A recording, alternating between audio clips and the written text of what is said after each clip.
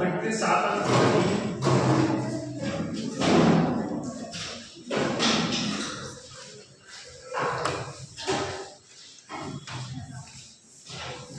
काम करो ऑफिस बाहर एक क्या हुआ है मैं दोबारा जाऊँ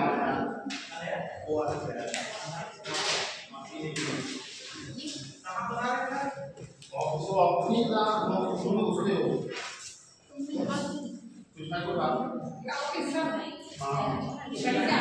हाँ भाई ऑफिस के पास है लेकिन उसको छोड़ो किनारे में खाओ ना हमारे समझ में आया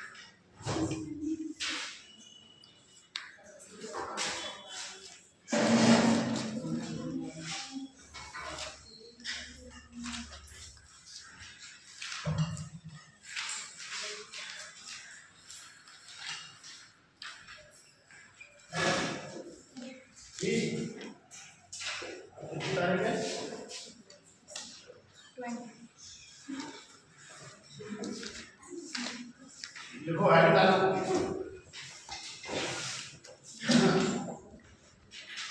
ब्रिटिश शासन के अधीन भारतीय अर्थव्यवस्था ब्रिटिश शासन के अधीन भारतीय अर्थव्यवस्था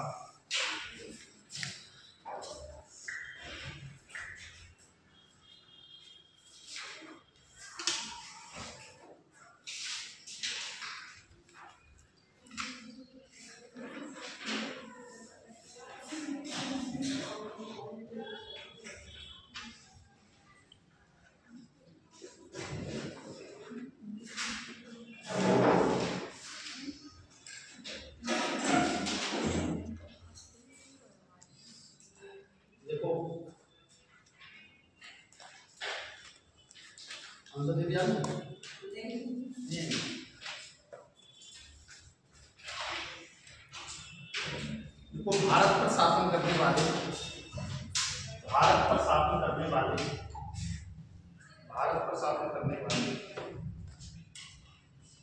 अंग्रेजों ने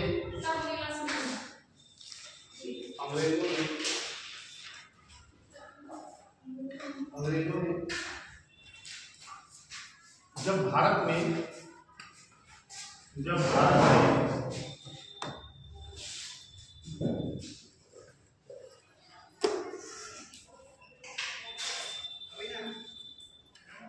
राजनीतिक सत्ता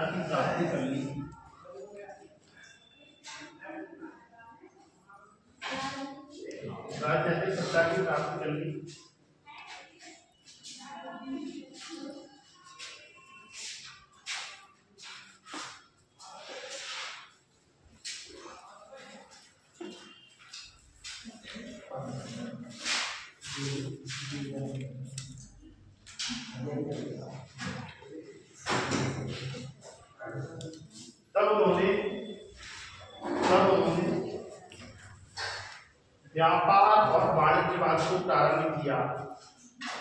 तब उन्होंने व्यापार और वाणिज्यवाद को प्रारंभ किया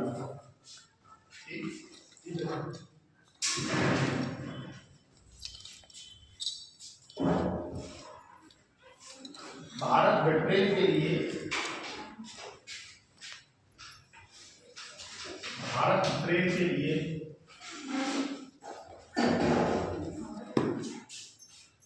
एक उपनिवेश था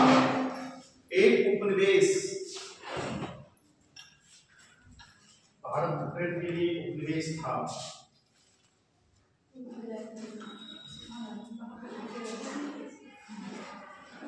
उपनिवेश बाद में कोई अर्थ बताया सकता है? उपनिवेश बाद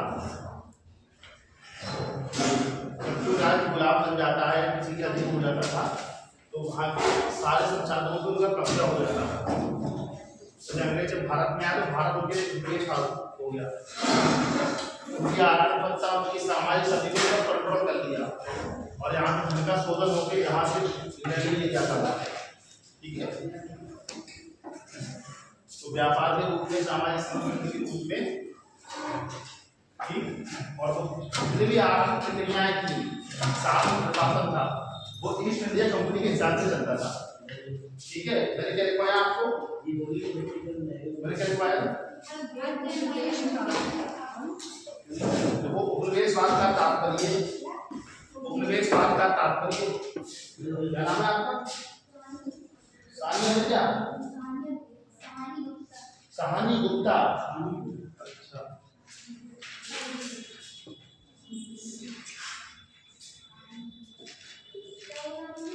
सहानी गुप्ता क्या? उपनिवेशवाद का तात्पर्य अपनी सीमाओं के बाहर राज्यता से है।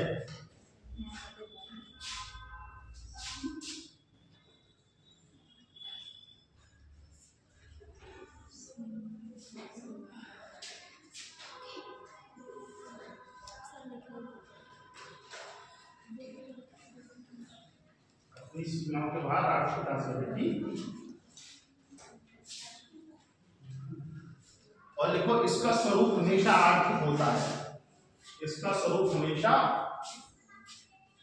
इसका जो स्वरूप है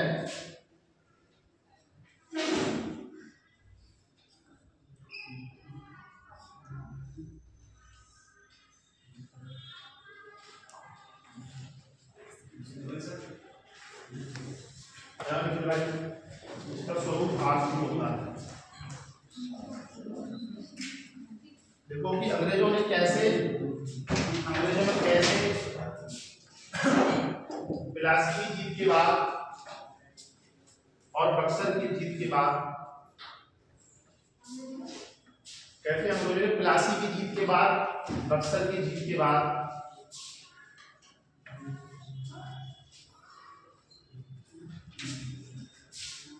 भारत विड्रेल के लिए, भारत विड्रेल के लिए कच्चा माल प्रदान करने वाला, विड्रेल के लिए कच्चा माल प्रदान करने वाला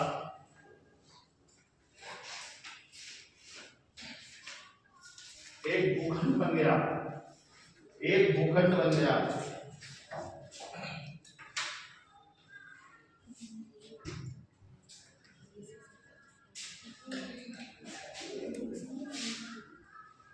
इसका विस्तृत विश्लेषण, इसका विस्तृत विश्लेषण रजनी पॉमदत्त ने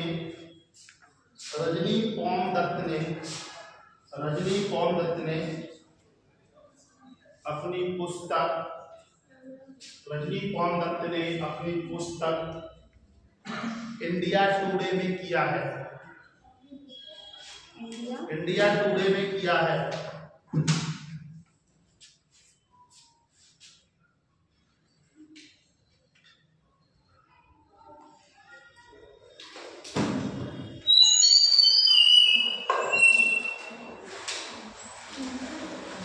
इंडिया टुडे में किया है।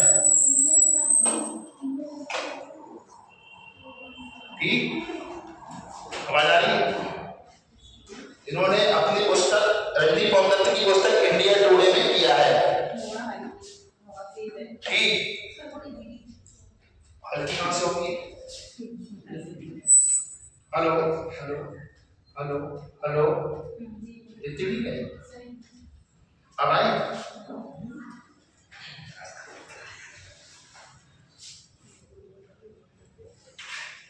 वह कार्ल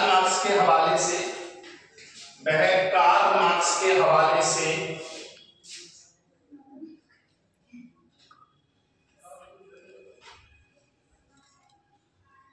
मैं कार्ल मार्क्स के हवाले से भारत के ब्रिटिश उपनिवेशवाद को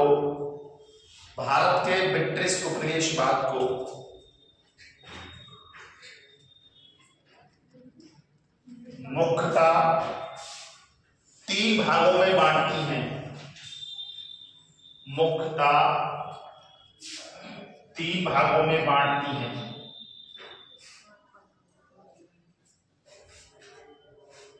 पहले नंबर पर वाणिज्यिक पूंजीवाद,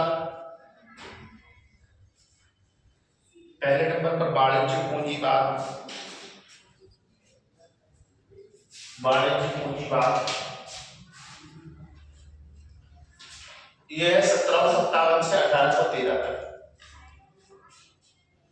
ये मेरे बच्चों का है 1757 से 1813 तक, ठीक है। हाँ 1757 से 1813 तक। तुम्हारा नाम क्या लिखा था? निकिता, सुनीता, क्या? निकिता। अनुमान लगा के बोला था एक नाम खरीद जाएगा।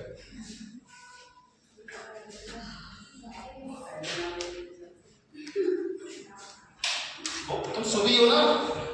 मैं बोल रहा था सुनी पीछे रहे। इसका क्या नाम है इनका इधर?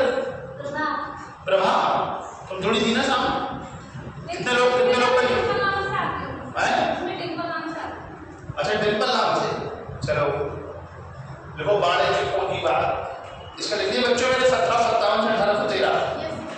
दूसरा है वित्तीय पूंजीवाद 1813 से 1858। तुम्हारा क्या नाम है? मानसी। आपका? गौरी। मानसी गौरी।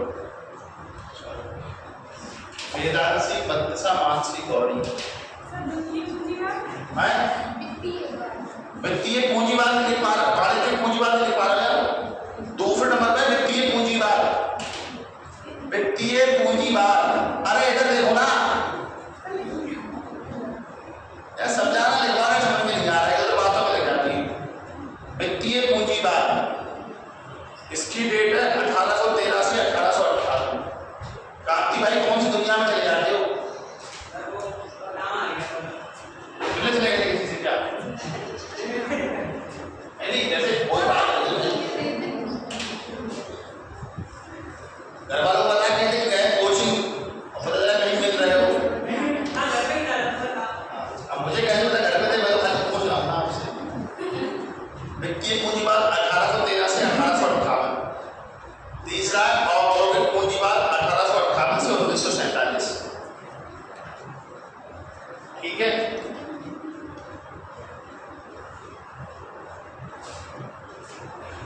अब हेडिंग डालो वाणिज्यिक पूंजीवाद।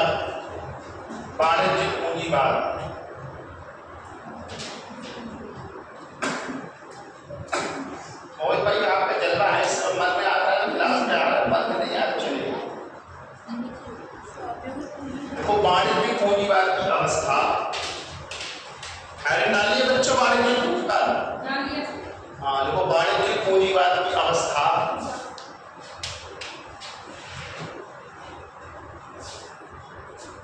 प्रारंभ में कंपनी के द्वारा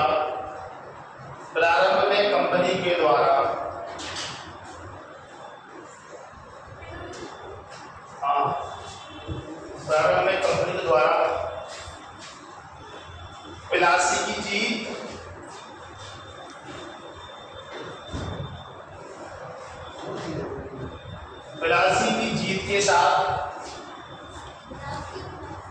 पिलासी पहले नहीं ना, इसीलिए दिक्कत हो रहा है। पिलासी की जीत के बाद बंगाल के साथ व्यापार एवं लूट,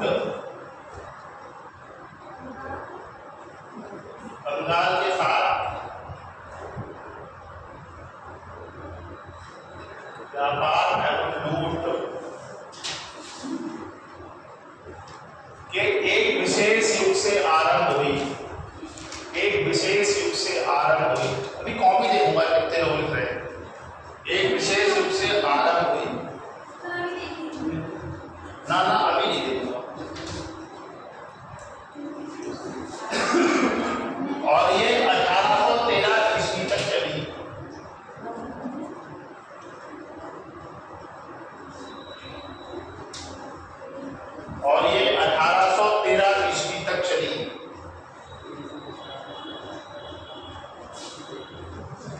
इसे ही वाणिज्यिक पूंजीवाद की संज्ञा दी जाती है। 1813 ईस्वी तक चली। इसे ही वाणिज्यिक पूंजीवाद की संज्ञा दी जाती है।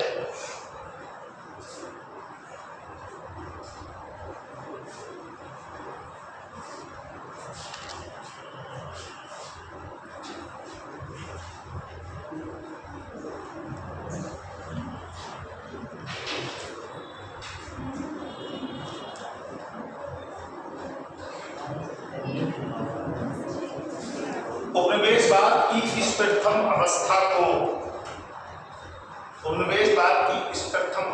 को मोहित जी आपने लिख रहा है, कोई दुख है क्या, कोई बात है क्या? उपनिवेशवाद की इस प्रारंभिक अवस्था को उपनिवेशवाद होता है कि जब कोई देश किसी दूसरे देश पर अधिकार कर लेता है। जैसे भारत है, ब्रिटेन के लिए उपनिवेश था, कॉलोनियल समझ में आता है। इसका मूल उद्देश्य आर्थिक रहता है, इकोनॉमिकल। ये हमारे देश में आता है और आर्थिक संसाधनों का दोहन करता है, ठीक है। राजनीतिक सत्ता स्थापित करता है, उसको कंट्रोल अपने हिसाब से करता है, ठीक। तो भारत अंग्रेजों का उपनिवेशवाद था, कॉलोनियल स्टेट, कॉलोनी नहीं था। देखो उपनिवेशवाद की इस प्रथम अवस्था को पर्सिवल स्पीयर ने पर्सिबल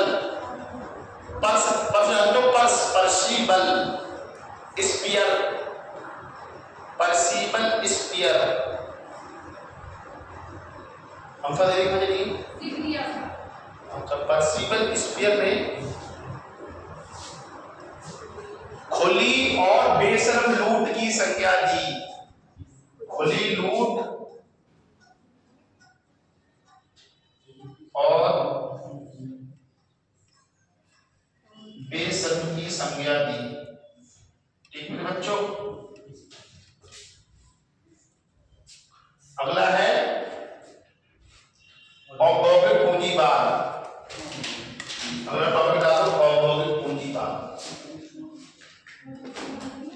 अगला टॉपिक है औद्योगिक पूंजीवाद। अरे वो ऊपर नीचे लिख दिया। इसकी जो डेट है ना वो ये करो 1858 से वो सॉरी 1813 से 1858, ठीक। और इसकी करो 1858 से 1947।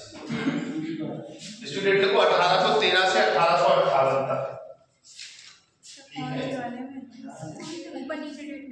1813 से ये दूसरे नंबर पे आएगा बच्चों। औद्योगिक पूंजीवाद, वित्तीय पूंजीवाद आएगा तीसरे नंबर पे बच्चों, ठीक है।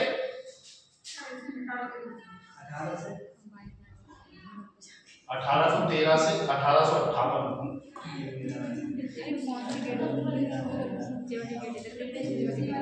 क्या कुछ हो गया क्या हो गया?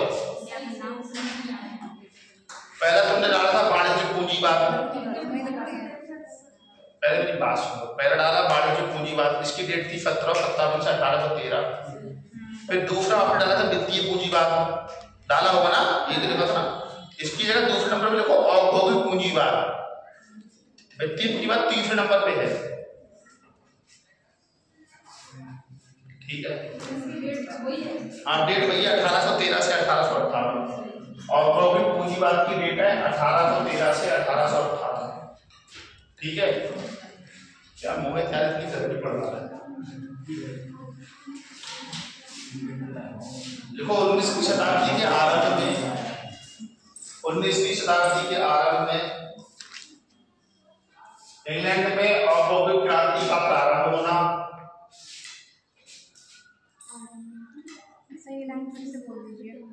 इंग्लैंड में औद्योगिक क्रांति का आरंभ होना,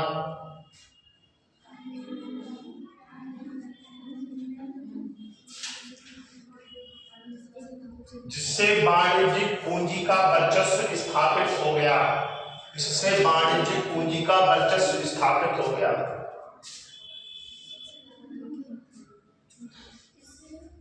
इससे वाणिज्यिक पूंजी का वर्चस्व स्थापित हो गया। इससे वाणिज्यिक पूंजी का वर्चस्व स्थापित हो गया। इससे इंग्लैंड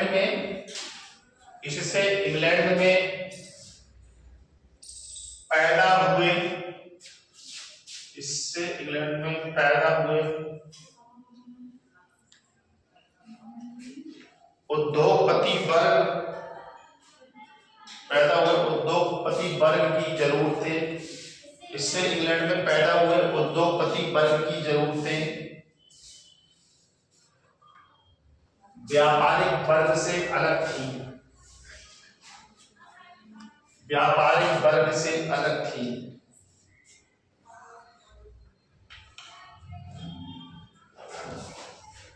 उपनिवेश ऐसे बाजार के रूप में थे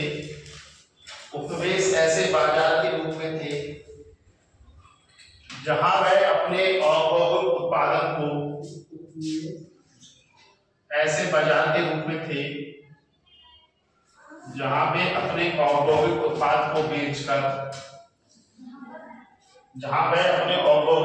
को बेचकर मुनाफा कमा सकते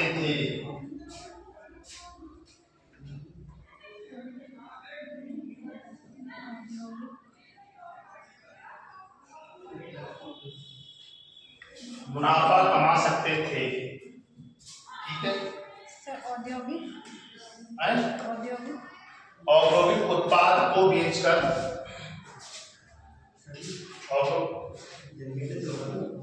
चल जाएगा। चलो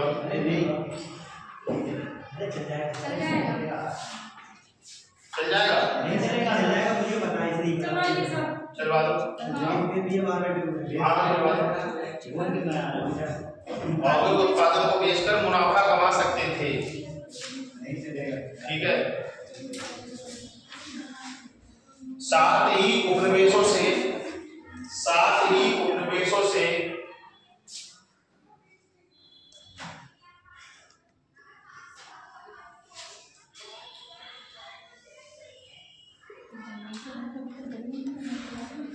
सस्ती दर पर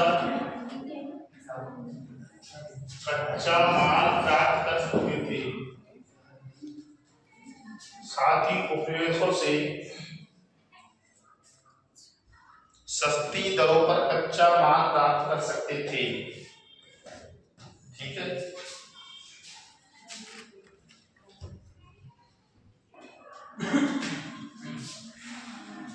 इसे ही औद्योगिक पूंजीवाद कहा गया है। इसे ही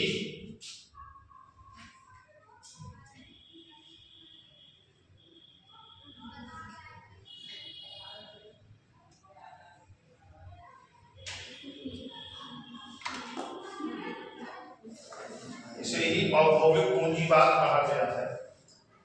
ठीक है। देखो साम्राज्यवाद के इस चरण में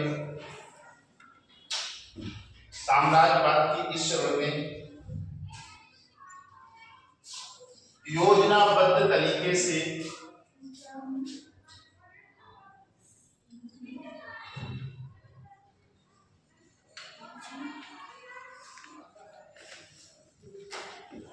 भारतीय हस्तशिल्प का उपनिवेशवाद के इस चरण में भारतीय हस्तशिल्प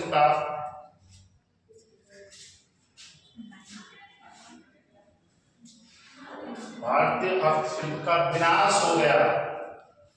जो हाथों से सामान बनता था ना, जब तुमने देखा होगा हाथ की बनी बहुत सारी चीज पीली पीली दिखती होंगी, पंखे हैं और सारी चीजें हैं। ठीक, हैंडीक्राफ्ट जिसे बोलते हैं, हाथों का उपयोग करके किसी वस्तु को बनाना। जब औद्योगिक पूंजीवाद हो तो बड़ी बड़ी फैक्ट्री लगी, लोहे का प्रयोग शुरू हो गया, कारखाने लगे। ठीक है, बहुत सारे कारखाने लगे। तो कारखाने में माल बहुत जल्दी तैयार हुआ और बहुत मात्रा में तैयार हुआ। हाथ पे तो एक सीमा होती है तैयार करने में भी, और मशीनों से बहुत तेजी से उत्पादन हो रहा है। जैसे एक गड्ढे को अगर खोदना हो, ताला बनाना हो, बहुत दिन लगेंगे। जेसीबी आएगी, जल्दी में खोदेगी, हो जाएगा।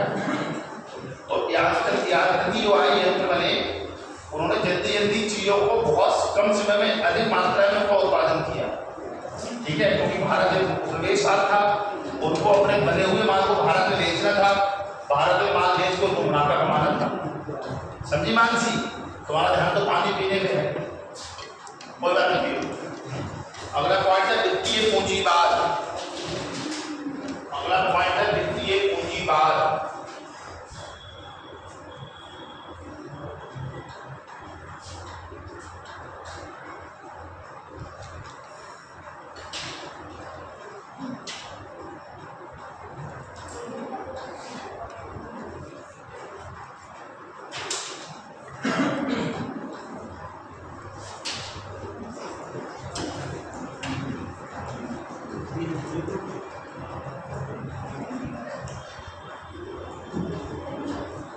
देखो 1858 से 1947 के मध्य, 1858 से 1947 के मध्य वित्तीय पूंजीवाद का प्रारंभ हुआ। वित्तीय पूंजीवाद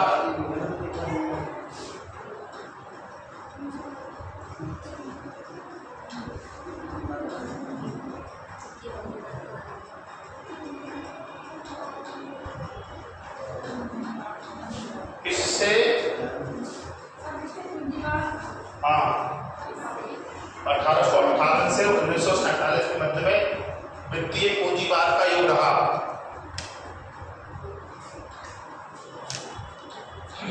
वित्तीय पूंजीवाद का युग रहा।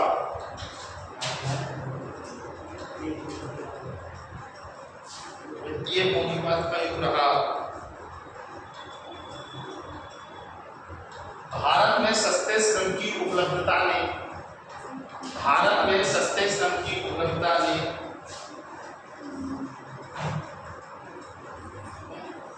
भारत में सस्ते श्रम की उपलब्धता ने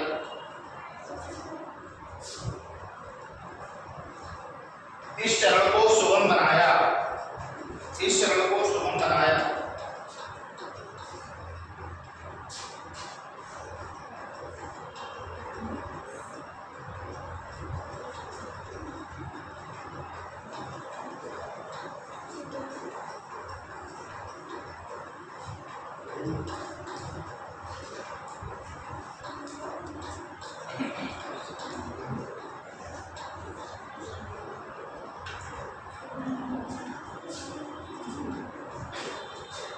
ये निवेश मुक्तता, ये निवेश मुक्तता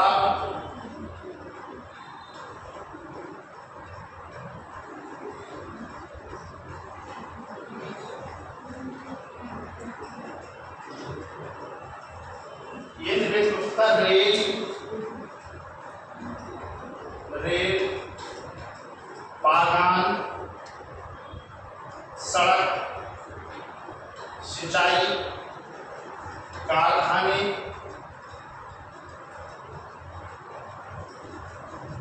कोयला, बैंकिंग,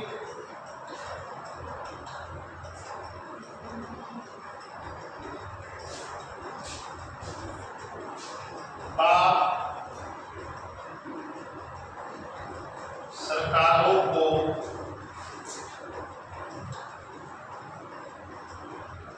कर्ज देने में रहा। सरकारों को कर्ज देने में रहा।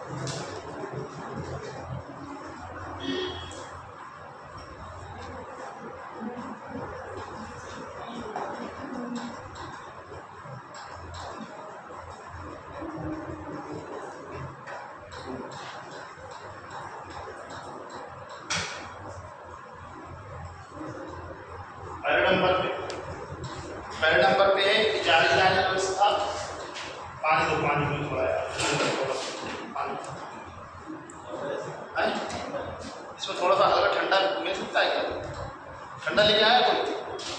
बताओ।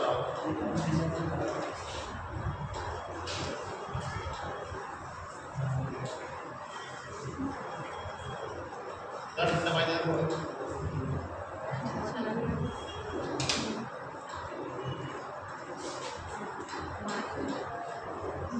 ये लिखो आप लोग, इदारेदारी व्यवस्था, स्थायी बंदोबस्त, रैयतवाड़ी बंदोबस्त, महागाड़ी व्यवस्था।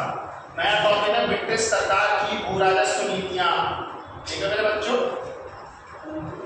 ब्रिटिश सरकार की भू राजस्व नीतियां।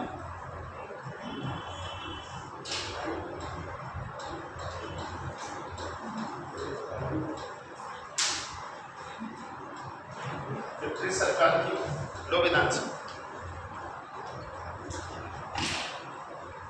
पढ़ाना समझ में आ रहा है? कोई दिक्कत तो नहीं, किसी कोई तकलीफ? सर मुझे तो समझ में ही नहीं आ रहा है, चाहे कितना भी समझा दीजिए।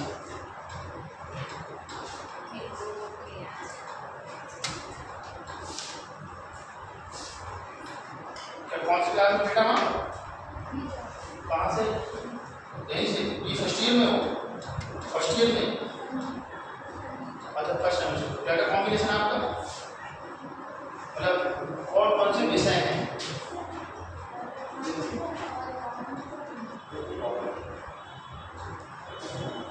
लिखो महागाड़ी व्यवस्था।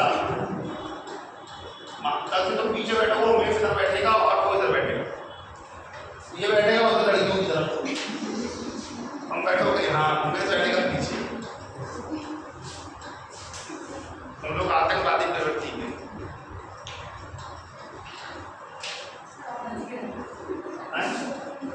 नहीं सब मेरे लिए सब बराबर है। मोहित से थोड़ा मैं इसलिए लगा हुआ था कि वो छोड़ देता है इसमें। देखो इलाहाबाद की, ये पहले सामान पर चले गए। इलाहाबाद काम की भाई तुमको मैं 2 दिन याद किया, तुमको मैं 2 दिन याद किया, इतना तो मैं कोई और भी याद नहीं करता होगा। देखो इलाहाबाद की ब्रिटम संधि कब हुई थी? इलाहाबाद की ब्रिटम संधि कब हुई थी? इलाहाबाद की ब्रिटम संधि बेटा से तुम्हें कुछ बता दो, इलाहाबाद की ब्रिटम संधि कब हुई थी? इलाहाबाद की ब्रिटम संधि ब्रैकेट में लगो 12 अगस्त 1765। हाँ बहन जी एकदम आइए, आपका तो बहुत स्वागत, पढ़ने वाले बच्चों का स्वागत है इसका। इलाहाबाद की ब्रिटम संधि ब्रैकेट में लिखना 12 अगस्त 1765, ठीक है? इलाहाबाद की ब्रिटम संधि के बाद, अरे डेट लिख लो, ये 12 अगस्त का बच्चा। इलाहाबाद की ब्रिटम संधि के साथ ही बंगाल में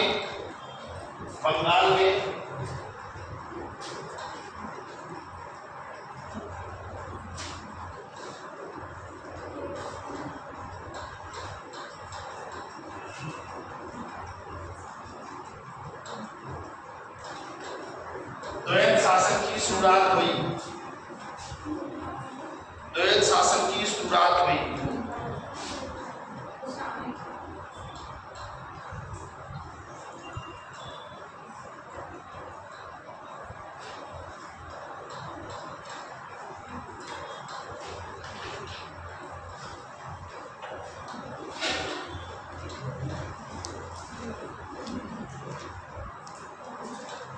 जिसमें कंपनी दीवानी की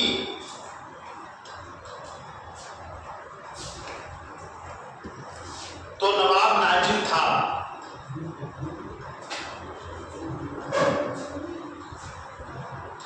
कंपनी दीवानी थी तो नवाब नाजिम था। बंगाल में 2 शासन किसने शुरू किया था? बताओ किसने शुरू किया था बंगाल में 2 शासन? तभी से पूछ रहा हूं, बंगाल में 2 शासन किसने शुरू किया? तुम बताओ बंगाल में 2 शासन किसने शुरू किया? तुम बताओ बंगाल में 2 शासन किसने शुरू किया? किसने शुरू किया बंगाल में 2 शासन? यार पढ़ी नहीं रहे आप क्यों एक पता बंगाल में 2 शासन किसने शुरू किया?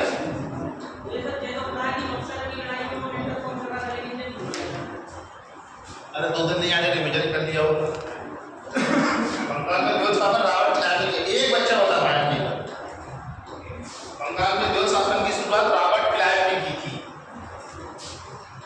जज साहब आप भी बता रहे थे कुछ, क्या नाम है आपका? किरण कुमारी, केवल किरण,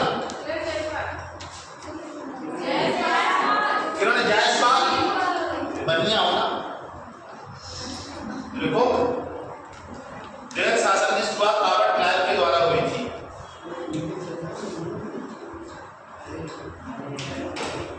देखो दीवानी, हाँ